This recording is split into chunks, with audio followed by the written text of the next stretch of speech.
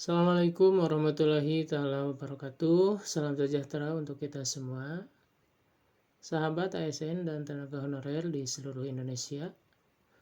Pada hari ini, Selasa 29 Juli tahun 2025, telah dilaksanakan Zoom sosialisasi dari Kemenpan RB tentang mekanisme pengangkatan P3K per waktu.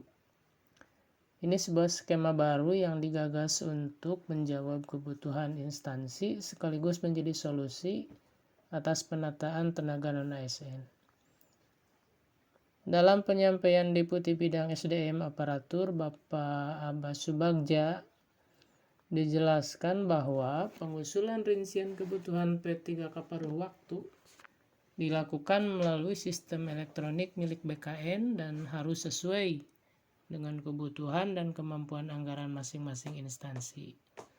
Setelah itu, Menpan akan menetapkan rincian kebutuhan tersebut dan PPK diberi waktu maksimal 7 hari kerja untuk mengusulkan NIP P3K kepada BKN.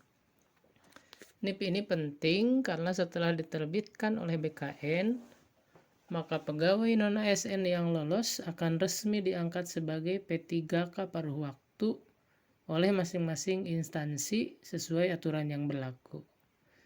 Dan yang paling ditekankan dalam pertemuan tersebut oleh Kemenpan RB adalah bahwa kebijakan ini merupakan jalan tengah agar sebanyak mungkin tenaga honorer tetap bisa bekerja dan menghindari PHK massal.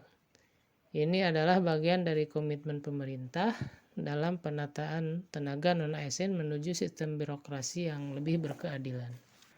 Nah, selanjutnya kita akan melihat berita yang dipublikasi oleh Kemenpan RB di website resminya berkaitan dengan kegiatan Zoom yang dilaksanakan pada hari Selasa ini.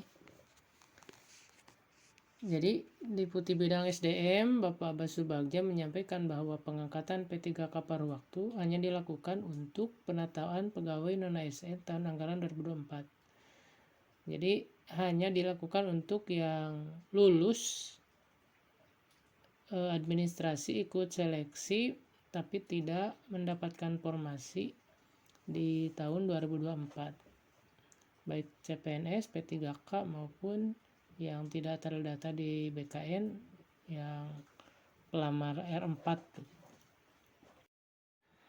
Pemerintah telah berkomitmen untuk menyelesaikan penataan pegawai non-ASN ini melalui keputusan Kemenpan RB nomor 347, 348, 349 dan keputusan Menpan RB nomor 15 dan 16 tahun 2025. Adapun rincian jabatan P3K paruh waktu yang bisa diusulkan itu jabatan guru, tenaga kesehatan, tenaga teknis lainnya yang terdiri dari pengelola umum operasional, operator layanan operasional, pengelola layanan operasional, dan penata layanan operasional.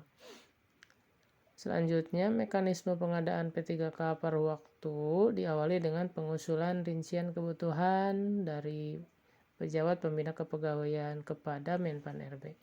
Rincian tersebut meliputi jumlah kebutuhan, jenis jabatan, kualifikasi pendidikan, dan unit penempatan. Jadi pengusulan rincian kebutuhan P3K paruh waktu disampaikan kepada BKN melalui layanan elektronik BKN. Jadi P3K paruh waktu ini merupakan jalan tengah untuk menjawab agar sedikit mungkin orang yang diberhentikan atau tidak bisa melanjutkan bekerja di instansi pemerintah agar tidak ada PHK massal sesuai dengan prinsip penataan pegawai non-ASN.